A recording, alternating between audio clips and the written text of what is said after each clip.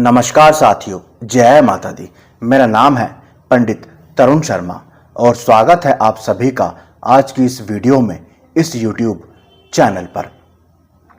आशा करता हूं आप सभी स्वस्थ होंगे, अच्छे होंगे और ठीक होंगे।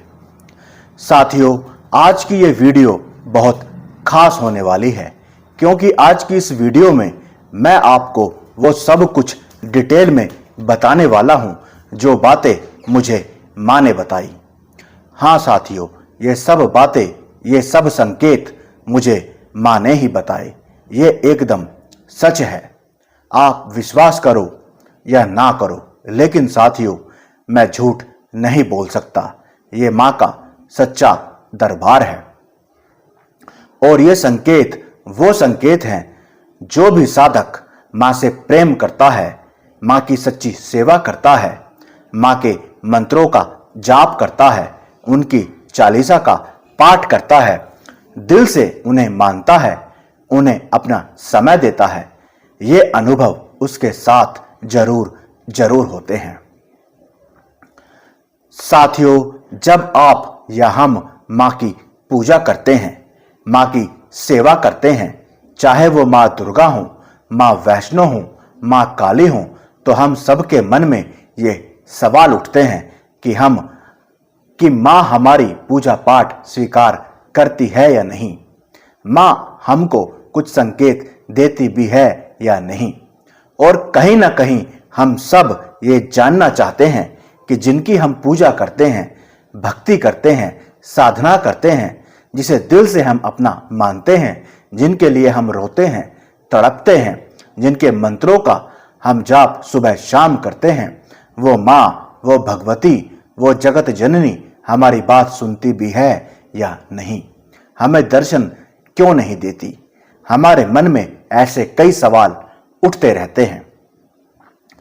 तो साथियों, मैं भी आप ही की तरह माँ से प्यार करता हूँ, माँ को मानता हूँ, माँ की पूजा पाठ, माँ के व्रत, माँ की चालीसा, माँ के मंत्रों का जाप करता हूँ, उन्हीं के लिए रोता हूँ और तड़पता हूँ, दिल से उन्हें मानता हूँ, उन्हीं से बातें करता हूँ। मेरा भी मन उनके ध्यान में लगा रहता है और ये सब मैं किसी के कहने से नहीं करता, मेरा अपना खुद का मन करता है, तभी मैं ये सब करता हूँ। साथियों, सब कुछ मुझे माँ ने ही दिया है, जगत जननी ने ही दिया है। मुझे नौकरी भी माँ की कृपा से मिली, मेरा बेटा भी हमें माँ के आशीर्वाद से ही प्राप्त हुआ। अपने जीवन में मैंने जो कुछ भी पाया वो सब माँ की कृपा से ही प्राप्त हुआ है। और सच कहूँ तो अगर मैं जिंदा हूँ तो ये भी माँ की ही कृपा है। और अगर इस YouTube चैनल पर अगर मैं आपके सामने कुछ बोल पा रहा हूँ तो इसमें भी माँ का ही आशीर्वाद है, माँ की ही कृपा है, वरना मैं कुछ भी नहीं। साथियों, मेरे मन में भी कई सवाल उठते रहते थे जिन्हें मैं ढूंढता रहता था और उन सवालों के जवाब मुझे माँ से ही प्राप्त हुए। साथियों, वैसे तो माँ हम सबको कुछ ना कुछ आभास जरूर कराती है, अनुभव कराती है। जो निस्वार्थ माँ की पूजा और भक्ति करते हैं उन्हें माँ जरूर अनुभव कराती है, स्वप्न में दर्शन भी देती है। आप जो भी माँ को देते हो उसका 100 गुना माँ आपको लौटाती है। और आपकी नियत सही नहीं है और उसकी इच्छा नहीं है तो आप कितनी भी पूजा कर लो कि आपको कुछ भी नहीं आभास होगा और ना ही कुछ प्राप्त होगा, क्योंकि वो माँ भगवती है। वो आपको अंदर से भी जानती है और बाहर से भी, उससे कुछ नहीं छिपा। इसीलिए गलती से भी कोई भी ऐसा काम मत करना जिसके लिए आपको पछताना पड़े, क्योंकि वो माँ भयंकर दंड देती है, प्रचंड शक्ति है, पल भर में तहस नहस करती है, पल भर में जमीन से अर्श पर बैठा सकती है और पल में चाहे तो अर्श से जमीन पर ला सकती है। इसीलिए साथियों, ये संकेत, ये अनुभव, जो बातें मैं आपको बता रहा हूं, अगर ये आपके साथ होते हैं, आपको महसूस होते हैं, इनसे समझ लेना कि माँ की शक्ति आपके साथ है, आपके ऊपर माँ की कृपा जरूर है। वो आपको देखती भी है, सुनती भी है, और इसीलिए ये बातें मैं आपको बता रहा हूं, जिससे आपका विश्वास मां की तरफ और बढ़े और मां की ओर आप भक्ति करें, अपनी पूजा पाठ करें और आपको ये पता चले कि मां आपके आसपास ही है और आप भटके ना। अगर किसी और के चक्कर में आप किसी और के चक्कर में ना पड़ें, किसी के पास जाने की आपको जरूरत नहीं। सिर्फ और सिर्फ अपनी पूजा और अच्छे कर्म करो। भक्तों के और तांत्रिकों के चक्कर में ना पड़ो। मेहनत करो और डेली मां की पूजा करो। इसीलिए साथियों, इस वीडियो को एक लाइक और कमेंट में जय माता दी जरूर लिख देना। और अगर आप इस चैनल पर नए हैं तो इस चैनल को सब्सक्राइब जरूर कर लेना, जिससे मेरी आने वाली हर वीडियो आपको मिलती रहे और आप इस चैनल से जुड़े रहें। तो टाइम वेस्ट ना करते हुए चलते हैं सीधा वीडियो की तरफ। जय माता दी। तो साथियों, सबसे पहला संकेत जो मुझे मां ने बताया था वो है पायलों का आवाज आना। जब आप सच्चे मन से मां की पूजा करते हो, भक्ति करते हो, सेवा करते हो और आपका कनेक्शन मां भगवती से जुड़ जाता है, तो आप ध्यान देना, आपको अपने घर में पायलों की आवाज जरूर सुनाई देगी और वो आवाज बहुत प्यारी और क्लियर होगी।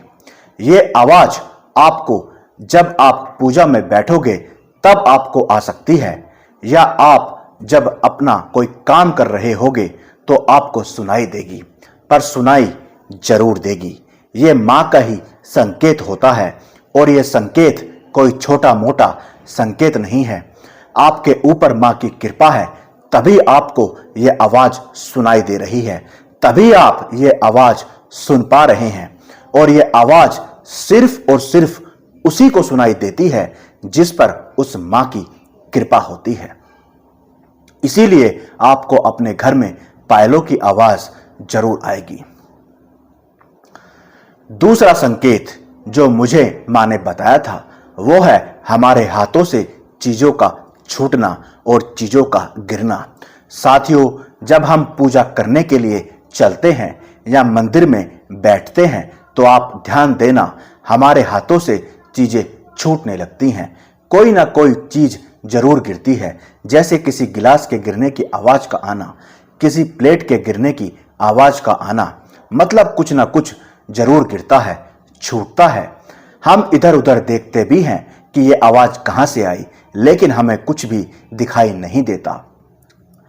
लेकिन जाने अनजाने में हमें पता नहीं होता, पर आप नोटिस कर सकते हैं, ये मां हमें संकेत देती है कि मैं तुम्हारे आसपास हूं और तुम्हें देख रही हूं और तुम्हारी पूजा स्वीकार कर रही हूं।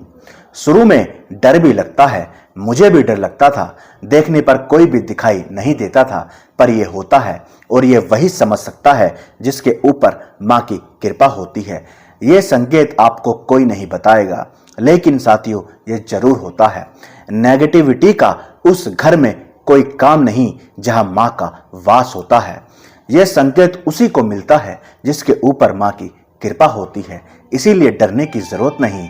ऐसे में आप अपनी पूजा अच्छे से किया करो और उस मां से, उस भगवती से बात किया करो, उसे बताया करो कि मां मुझे डरा मत, मां मुझे सता मत। बस मां से अपनी बातें करो और मां की पूजा करो, उसका ध्यान लगाओ। तीसरा संकेत साथियों, जब आप उस मां की पूजा और भक्ति करते हो, उसके लिए रोते हो, तड़पते हो और रोते रोते जब आप उस मां से बातें करते हो, तो वो जो भाव आपके अंदर आते हैं वो सिर्फ वो मां ही समझ सकती है। कोई दूसरा इन बातों को नहीं समझ सकता। पल वो समय अलग होता है। आपको सिर्फ और सिर्फ वो मां चाहिए। बस मां के दर्शन आपको हो जाएं, उनके चरणों का दीदार हो जाए, आपको उनके सामने से उठने का मन नहीं करेगा, मन नहीं करता। उनको देखने का, उनके भजन सुनने का, उनकी बातें करने का सिर्फ यही मन करता है। ऐसे ऐसे भाव आपके अंदर आते हैं। आप रोते रोते रहते हैं और मां से बात करते रहते हैं। साथियों, अगर आपके साथ ऐसा हो रहा है तो समझ लेना आपको माँ ने चुन लिया है। माँ आपसे प्रसन्न है और आप माँ के बहुत नजदीक हो और उसकी विशेष कृपा आपके ऊपर है। इसीलिए आपको माँ के आसपास होने के आभास होने लगते हैं और ये संकेत भी आपको मिलने लगते हैं।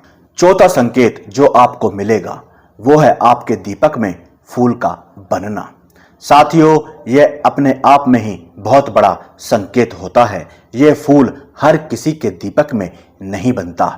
काफी समय के बाद यह फूल बनना शुरू होता है और जब ये आपके दीपक में बनना शुरू हो जाए तो समझ लेना चाहिए कि माँ की कृपा आपके ऊपर हो गई है। माँ का कनेक्शन, आपका कनेक्शन माँ से जुड़ गया है। आपके इष्ट की कृपा आपके ऊपर है।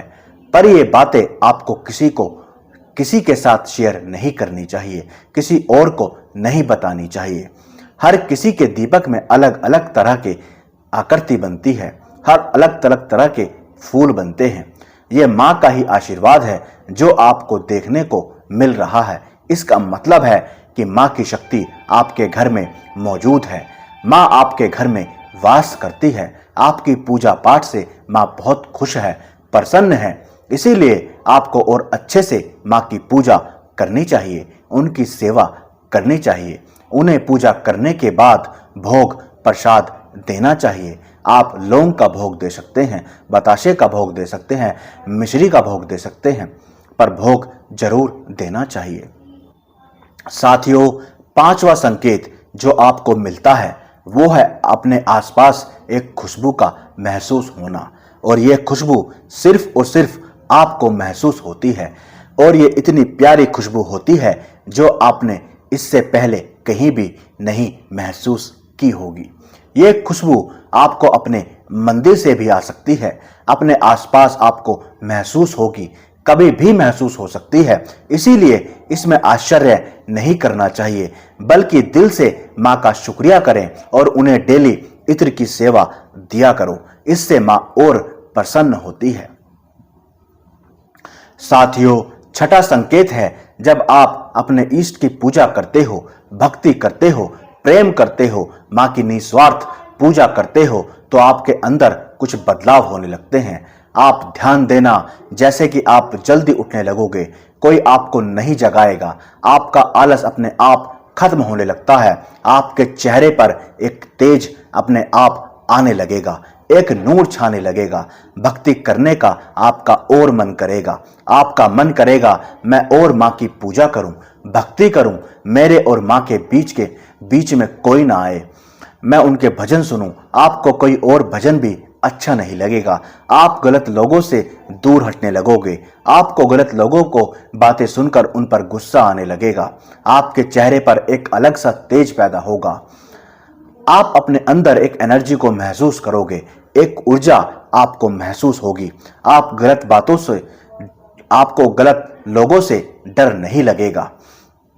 आपको किसी से डर नहीं लगेगा, चाहे उसमें कोई भी हो। ये बदलाव आपके अंदर होते हैं क्योंकि आप सिद्ध होते जा रहे हो और आपके ऊपर माँ की कृपा है।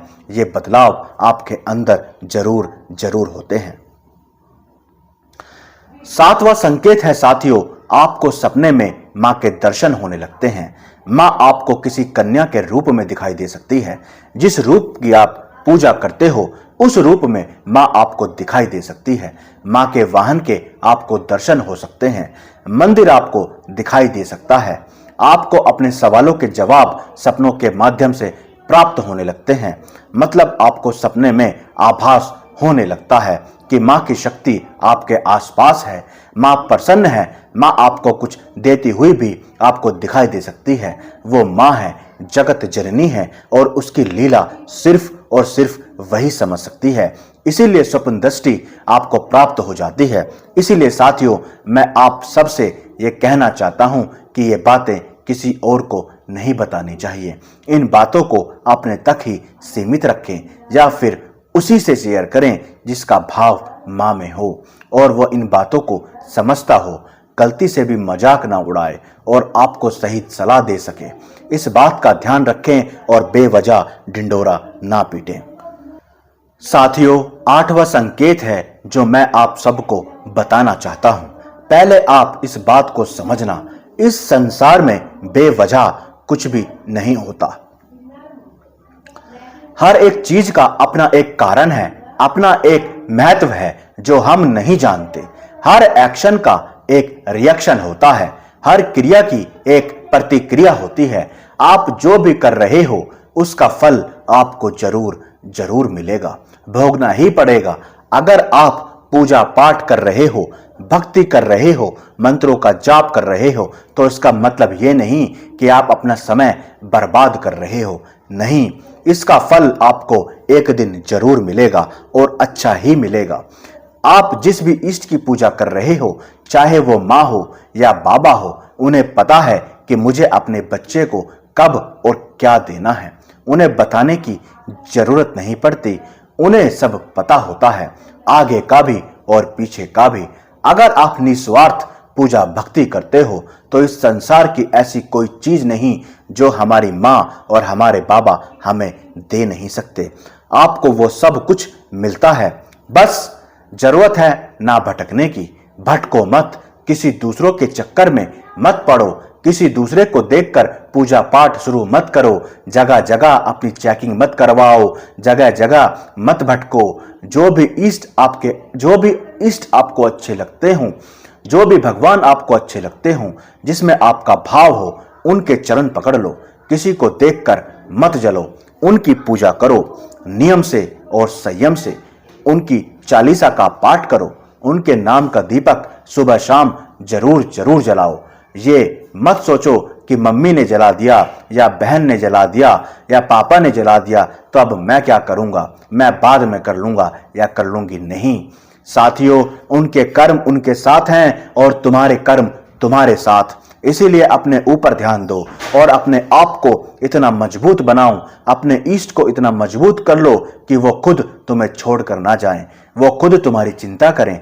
कोई भी नेगेटिविटी हो तुम्हारा कुछ ना बिगाड़ सके। चाहे कोई तुम्हें चम्मच से ही क्यों ना खिला दे, उसका असर आपके ऊपर ना हो। अपने इष्ट पर पूरा विश्वास रखो, उनके मंदिर जाया करो, उनसे बात किया करो, उनके मंत्रों का जाप किया करो। आपके सब मनोरथ पूरे होंगे, आपको अपने इष्ट जरूर मिलेंगे। साथियों, आशा करता हूं आपको ये वीडियो, ये बातें समझ में आ गई होगी। बस मैं ये कहना चाहता हूं कि आप सब प्रेम से माँ की जोत अपने घर में जलाएं, अपने इष्ट की पूजा और सेवा करें, उन्हें समय जरूर दिया करें, उनका नाम जरूर लिया करें, उनकी चालीसा और उनके मंत्रों का जाप जरूर किया करें। अपने आप को और मजबूत बनाएं कि कोई नेगेटिविटी आपका कुछ ना बिगाड़ पाए। ये संकेत जो मैंने आपको बताए हैं ये एकदम सच्चे हैं, इसमें कोई झूठ नहीं है। अगर आपका कोई प्रश्न है या मुझसे कमेंट करके या व्हाट्सएप नंबर पर आप पूछना चाहते हैं तो मुझसे पूछ सकते हैं, मैं उसका आंसर जरूर दूंगा। तो साथियों, मिलते हैं नेक्स्ट वीडियो में, तब तक के लिए धन्यवाद। जय माता दी। इस वीडियो को लाइक, कमेंट और शेयर जरूर कर दें। जय माता दी।